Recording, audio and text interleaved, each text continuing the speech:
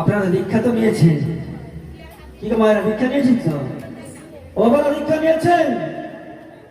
যারা ব্যালকনিতে বসে আছে মায়েরা দীক্ষা নিয়েছেন তো? ভালো করেছে। দীক্ষা কথার অর্থটা কি?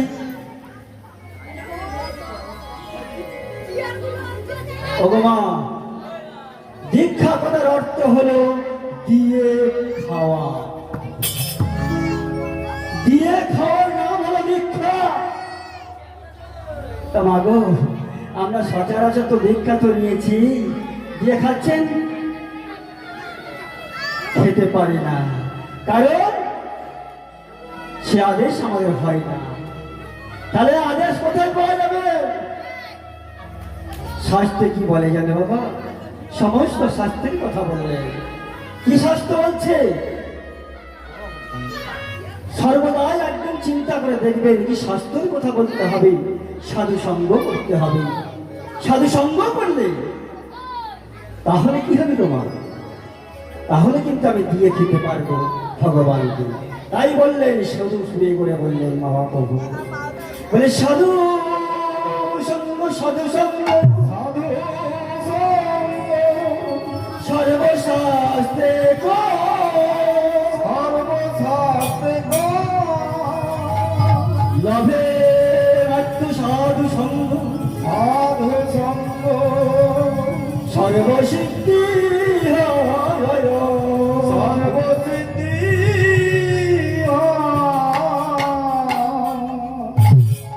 সাধুর যদি সঙ্গ করা যায়, বৈষ্ণব সঙ্গ যদি করা যায়, তাহলে কিন্তু আমরা এই ভগবানকে নিবেদন করি, প্রসাদ গ্রহণ করতে পারি। কিন্তু সেটা আমরা করতে পারছি না, তার কারণ আমরা শাস্ত্রের মতে আছি। আমাদের ব্রাহ্মণ ঠাকুর গুরুকুলদের তাদের কাছে দীক্ষা নিয়েছি, আদেশ তারা দিতে পারে না, তাই আমরা দিতে পারলাম না। তাই তো মা, যাই হোক মা, তবু গুরুকে অনায়ন করবেন, বৎসরে একবার হলে অনায়ন করে বাড়িতে এনে তাকে ভক্ষণ করিয়ে দক্ষিণা স্বরূপ দান করবে। তাদের সংসারের মঙ্গল হবে, পুত্রকন্যার মঙ্গল হবে, সমস্ত মানুষের মঙ্গল বাবা। ঘুরে এমন কিছু জিনিস নয় বাবা। তাই মাগো, আজকের এখানে উপস্থিত হয়েছে, সন্ধ্যা দিয়েছেন তো? ও মা, সন্ধ্যা দিয়েছে? কোথায় দিয়েছে?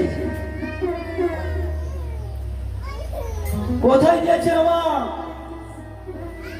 চিন্তা করে দেখবেন, পরেক্ষণ বলবেন না প্রদীপবাবু কি বলছে আমরা বুঝতে পারি না। একবার ছিল, দুবার বলবো, তিনবার বলবো বাবা। যখন সন্ধ্যা দিয়েছেন, কোথায় দিয়েছেন? তুলসী তলায় মা, তাই তো? তুলসী সন্ধ্যা দিয়ে তুলসী গাছে প্রণাম করেছেন, প্রণাম করেছেন তো? কি বলে করেছেন? কি বলে করেছেন? ও মা দেখুন, তুলসী প্রণাম করলেন, উনি হলেন বৃন্দা দেবী। ওনাকে প্রণামের মন্ত্র আছে না, সেই মন্ত্র উচ্চারণ করে প্রণাম করবেন। আমি বলছি, আপনারা আমার পরে বলবেন, ঠিক আছে মা? ভালো করে শুনুন। যেহেতু আপনারা সন্ধ্যা দেন তুলসী তলায়, আপনাদের বলতে হবে।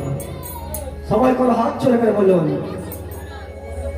বৃন্দায় তুলসী দেব, তুলসী দেব প্রিয়া কেশবশ্চ, প্রিয়া কেশবশ্চ কৃষ্ণ ভক্তি পদে দেবী, পদে দেবী সত্যবত্তই নমো নমো, সত্যবত্তই নমো নমো। ভগবান কি বললাম? ও মারা, এগুলো তো জানতে হবে নাকি? এগুলো জানতে হবে মা, কারণ প্রণাম করছেন, প্রণাম মন্ত্রই বললেন না, তাহলে প্রণাম কি হলো বাবা? কি গো মায়েরা, কি দ্বিতীয়বার বলতে হবে? ঠিক আছে, আর একবার বলে দিচ্ছি, মারা মনে করে রাখবেন, কারণ পরক্ষণে হয়তো বুঝতে পারবে না। আর একবার বলছি মা, মনে মনে করবেন, সবাই মিলে মনে মনে বলুন, বড় হাত জোর করে, বৃন্দায় তুলসী দেব প্রিয়া ওই কেশবশ্চ কৃষ্ণ ভক্তি পদে দেবী সত্যবত্ত নাম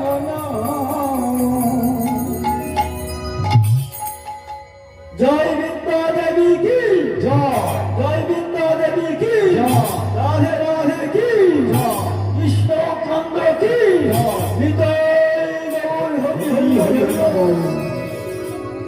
বাবা, এটা প্রণাম মন্ত্র হলো। আর যখন তুলসী গাছের গোড়ায় প্রদীপ নিয়ে ঘুরে যাবে ওটা কি বলা হয়? কি গো বাবা, ওটা কি বলা হয়? ওটাকে বলা হয় আরতি করা হয়। কিছুক্ষণ আগে ঠাকুর মশাই করলো না, তাই তো? তা তুলসী তো আরতি করবেন আপনারা কি মন্ত্র বলে বলে করবেন? আরতিটা কি আপনি হবে নাকি? হ্যাঁ, ছোট্ট করে বলে যাই বাবা, লীলাই পৌঁছাতে হবে তো। ছোট্ট করে বললাম, সবাই মিলে চিন্তা করবেন, ভালো করে মনে করবেন কি বলছে আপনি।